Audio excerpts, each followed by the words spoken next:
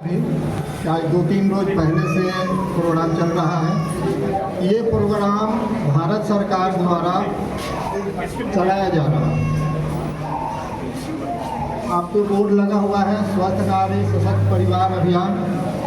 इसके साथ ही पोषण माह भी चल रहा है जो पिछला साल भी हुआ था। उसमें है कि क्या खाना है क्या नहीं खाना है और उसमें पुरुषों को क्या उसमें अहमियत है अपने घर में। पुरुष को ही पोषण के लिए ध्यान देने के लिए बताया जा रहा है ज़्यादातर। और उसका थीम है कि आदमी में जो मोटापा हो जाता है उस मोटापे को हम कैसे कम करें, खान पान से, वर्जिश करके, एक्सरसाइज करके,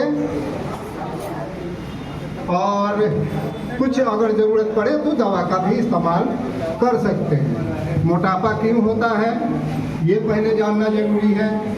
मोटापा जो है कई तरह से होता है, कई बीमारी की वजह से होता है। आजकल ज़्यादातर महिलाओं में देखा जा रहा है विटामिन डी की कमी हो जा रही है। विटामिन डी की कमी होगी उस बीमारी से लगभग 40 बीमारी पैदा कर देगा। डायबिटीज़ है, हाइपरटेंशन है, पेट की गड़बड़ी है, मोटापा है, थायराइड बढ़ जाएगा तो आपका ऐसा ही मोटापा हो जाएगा।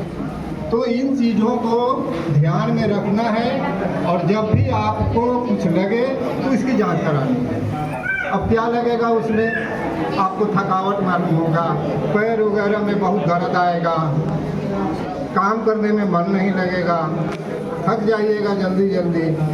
तो इसका मतलब कि आपको विटामिन डी की कमी हो रही है। और जब विटामिन डी कम होगा तो आपका कैल्शियम कम हो जाएगा तो हड्डी में दर्द होगा, ऑस्टियोआर्थ्राइटिस हो जाएगा, हड्डी टेढ़ होने लगेगा। तो इन चीज़ों को ध्यान में रख करके और पोषण लेना है, पौष्टिक आहार लेना है।